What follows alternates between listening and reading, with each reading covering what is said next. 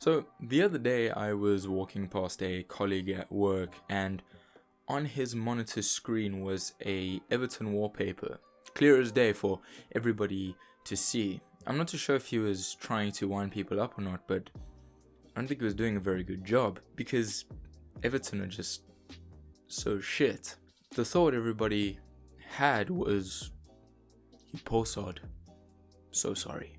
But for a second, imagine a Merseyside derby that was so riddled with quality and the beauty of football, something so sweet that they'd most likely have to change a certain chocolate brand to Merseyside Street. But it's not like that. Seriously, it's not. Get your head out of your ass, you twat.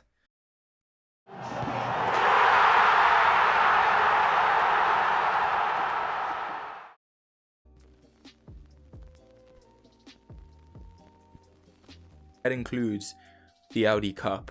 This is a question that's quite difficult to answer without a bit of background context. We all see Everton as this 8th place team, or at least Gen Zs and millennials do, and that's primarily because of David Moyes. Not that that's a bad thing. Ever since about 2002, David Moyes came into the club and pretty much sturdied what was a very sinking ship, and since then has managed to help Everton qualify for they would have qualified for the Champions League in 2003-2004 if they just got past the qualifying round and so demoted into the UEFA Cup. Got them into the UEFA Cup in 07-08, 08-09 as well. The thing is, Moyes actually made really good transfers, really good decisions that helped Everton to establish that stability in the Premier League for such a long time. Everton always seemed to be this team that could never quite break into the Champions League, but was never quite shit enough to be in the relegation battle, even in the lower half of the table, although that did happen every now and then, and so cemented themselves in this position of being a 8th place team, kind of like how we know Arsenal as a 4th place. Okay, well, maybe once upon a time. If you look at Everton's last 10 seasons, excluding this one because it's not yet finished, they have an average league position of 8.3, which isn't at all surprising, almost in their own little average section. Everton also seem to be that team that never really seemed to bother us in a way. I mean, yeah, there was that one result, and then the result before that, the one result before that, but beyond that, never. And therefore I haven't exactly paid attention to Everton over the last period of time when I've actually been watching football quite intently. What this needs is a bit of verve, something to realize as to who Everton are. What are they as a club? What should their fans actually be expecting? Do you want to be a fan of Everton? Listen, there's better options out there, but I'm not telling you to shy away from this one. There are also worse options. Just saying.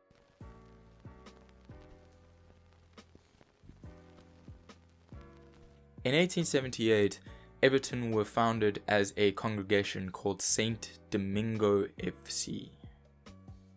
Saint Domingo FC. It just sounds like some Italian pastor decided to head over to England and start a congregation in Merseyside, only for him to say to himself, "These places are shit. You know what it needs? More football." And decided to start a congregation where he could watch boys in really tight shorts play around with balls. You guys have no idea how long it took me to come up with that one. Kind of disappointed in myself. All jokes aside, they did actually start as a congregation. Saint Domingo FC, 1878. But other people in the community actually wanted to get involved in the team, and thus the very next year they were renamed to Everton.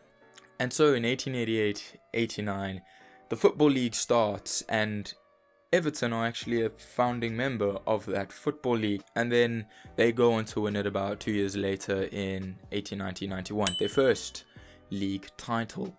And then something happens that'll be quite a common theme throughout Everton's history, because for the next 16 years, they proceeded to not win anything. But in 1906, broke that drought with an FA Cup, their first. Then they would go on to not win anything again for the next 9 years, and would win the 1914-1915 title, being their second of the lot. Unfortunately for them, the war just hit, so the Football League would be disbanded for the period of the war. Come around to the 1920s. Ah, yes, the 1920s. Remember it like it was yesterday. The Great Depression, freedom for all except for POCs, females, and basically any sort of minority, and anybody who had any differing opinions to the status quo at the time. In 1925, Everton signed club legend Dixie Dean from Tranmere. Who is Dixie Dean? Well, for a lot of Gen Zs and millennials, you'll know Dixie Dean as the guy whose statue had a flare lit in it after Liverpool won the Premier League. And this really does have a testament to the fact Copites really are gobshites. But who Dixie Dean really is a club legend, and set quite an outstanding record. In 1927-1928, Dixie Dean scores 60 goals in the English League. Not 60 goals in Europe as well, in the FA Cup, 60 goals in the league. Now I know what you're probably thinking, it was 1927, like defenders were probably horrendous. I mean, they're not that good now. Then your next argument might be, oh, they probably played like 45 games in the season back then. You're wrong. They played 42. So he scored 60 goals in 39 league games. And don't get me wrong, I think all these players are really good, but I don't think they were going to be scoring another 30 goals in a couple league games. Eat your heart out. And that season would be capped off with a third league title. I mean, you scored 60 goals. I'd be very, very worried if you didn't win the league. I do apologize. At this point in the video, my camera got a bit laggy, but do bear with. Everything does right itself. But 2 years later, Everton were to get relegated due to internal affairs at the club, which was the first time they had been relegated from the Football League. It might seem all doom and gloom at this point of their sustained period of success, but not actually, because Everton proceeded to do the most meta thing in football I think I've ever heard of. So, Everton get relegated. That season, they proceed to win the second division. The more important fact is, the very next season, they get promoted. And they just decide to win the first division. That's right. They won the second division and the first division back to back. Holy shit. Who does that? I don't actually know who else does that, but I think Everton might be the only team to have done that. I don't know. So that first division title would be their fourth. In this period, they also won the FA Cup in 1933, beating Manchester City. Then their last trophy of this period of success is in 1938-1939, where they won their fifth. I'm kind of losing count at this point. 1938-1939, they win their fifth title. And once again, war strikes. So Everton, while on top of the game, don't have the opportunity to capitalize on their momentum. And this is the point where I'd like to add to the fact. Do you guys remember when Liverpool fans were stating that Liverpool should win the Premier League this season because even if coronavirus cancels the Premier League, they were well and truly on top? They're not wrong. I'm not saying you're wrong. Yes, the league didn't get played out. Yeah, you were well and truly on top. But with Everton being well and truly on top in 1914-1915 and 1938-1939, just before the war strikes, does that mean that Everton then get to claim the subsequent 5 years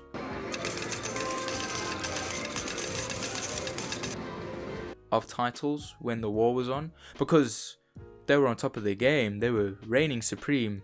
Nobody could touch them.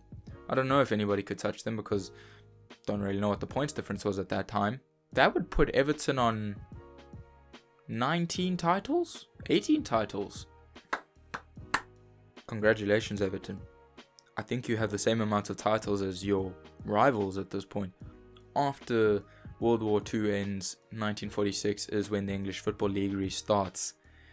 The unfortunate thing is that Everton were basically a shell of their former selves. A lot of their pre-war team had been broken up and disbanded due to various reasons, and they really struggled to get going after this, which leads into a bit of dismay. In 1950-1951, Everton get relegated to the second division and don't make it back up until 1953-1954.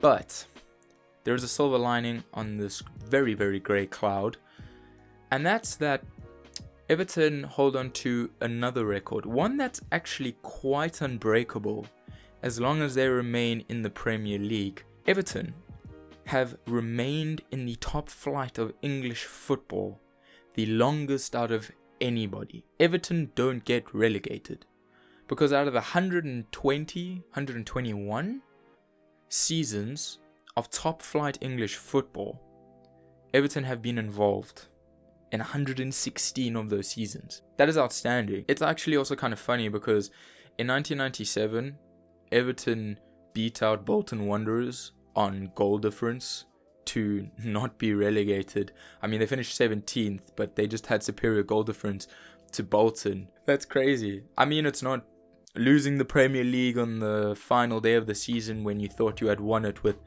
literally minutes left to play, but it's pretty bad.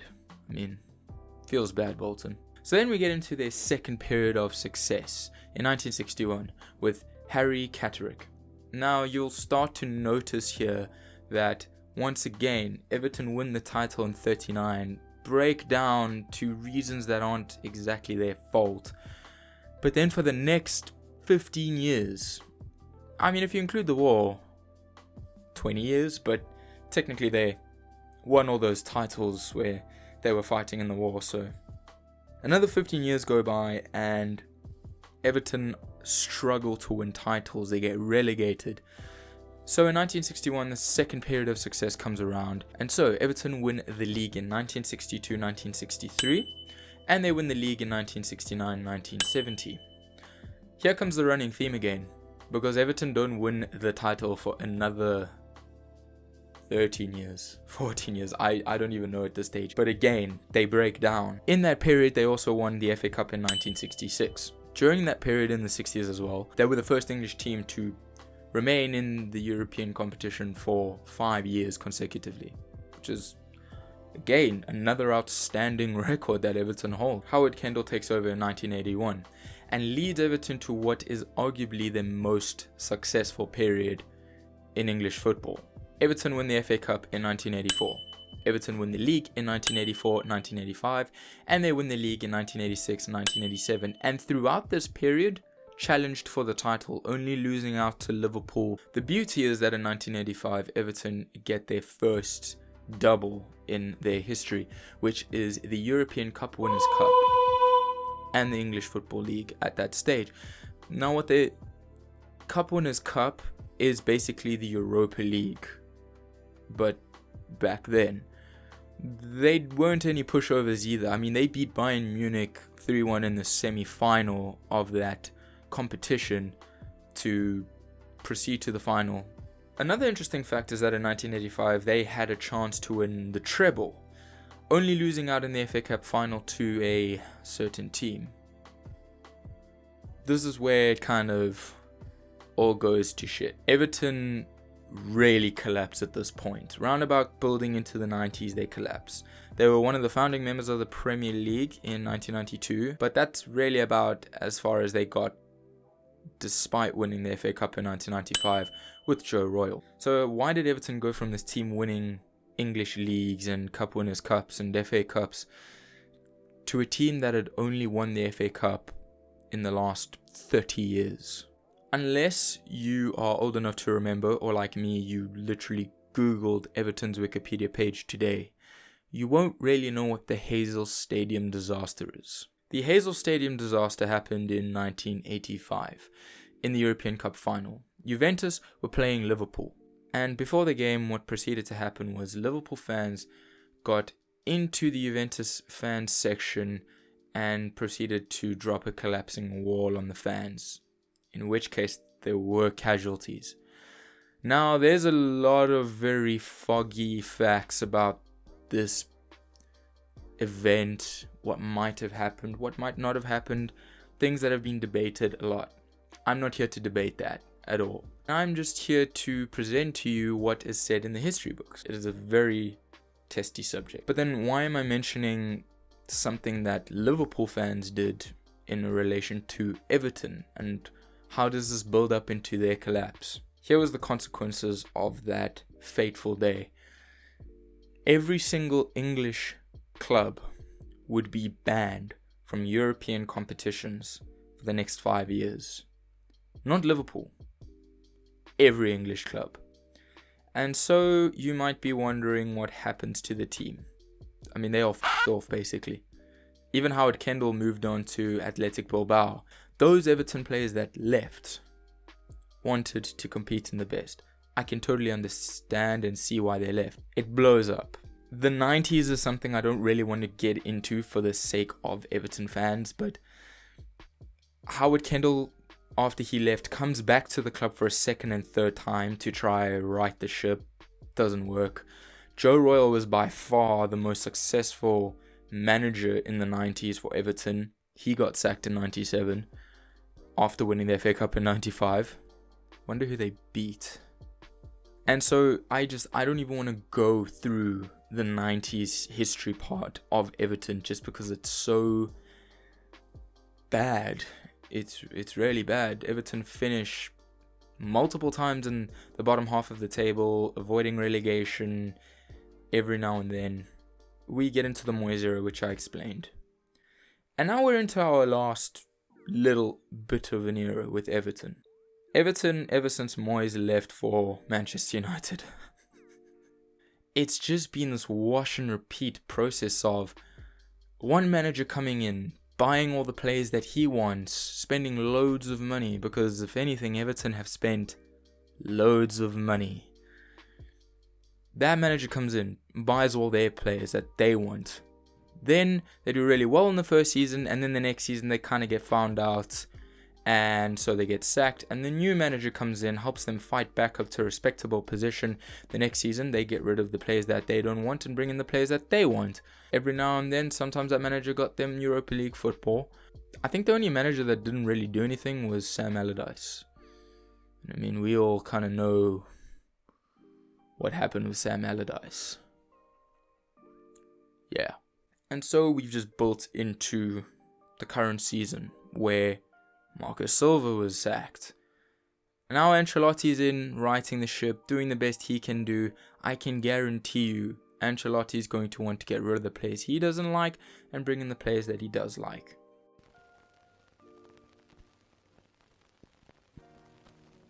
And this is the point in the video where my camera practically just gave up on me. In which case, you're just gonna get a mock-up of me for the next couple of seconds, basically.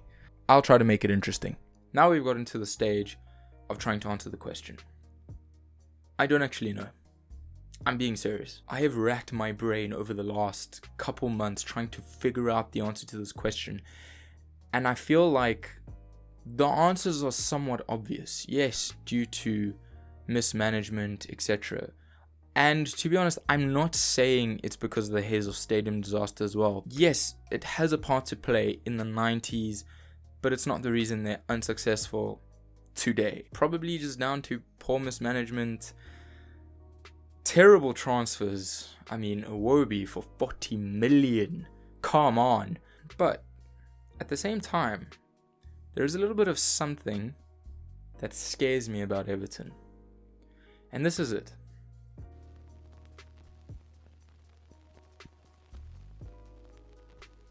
Now, I'm not saying Ancelotti is a serial winner, but he knows how to win. And that is a very formidable asset in a team that's trying to reclaim their glory. I think Farhad Moshiri is well and truly trying to invest into the club.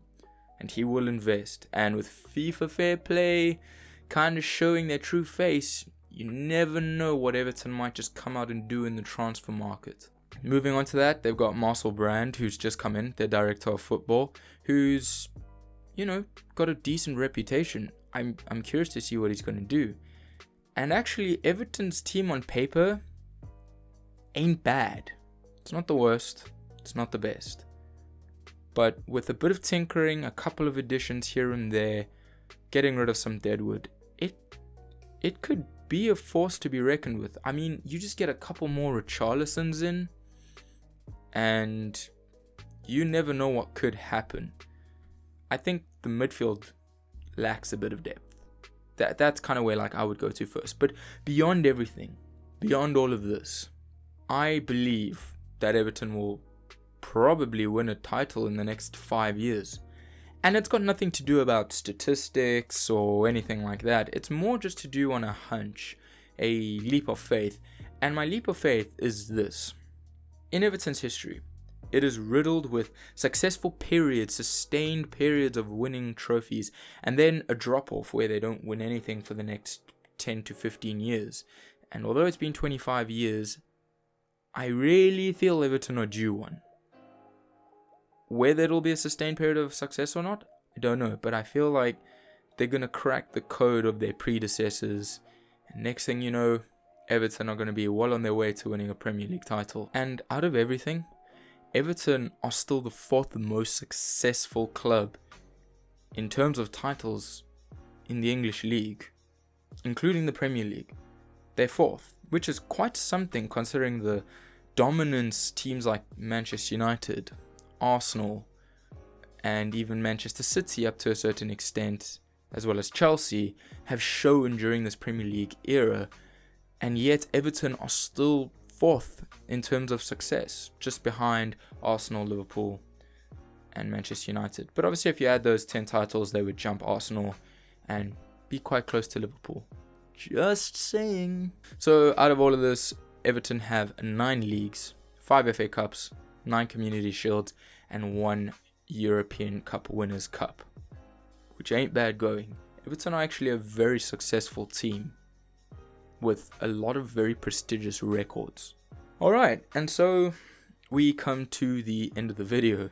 So I just want to say that I'm really sorry this video took so long to get out. I have been planning this video specifically for months, but I'm hoping from this point onwards to post more content.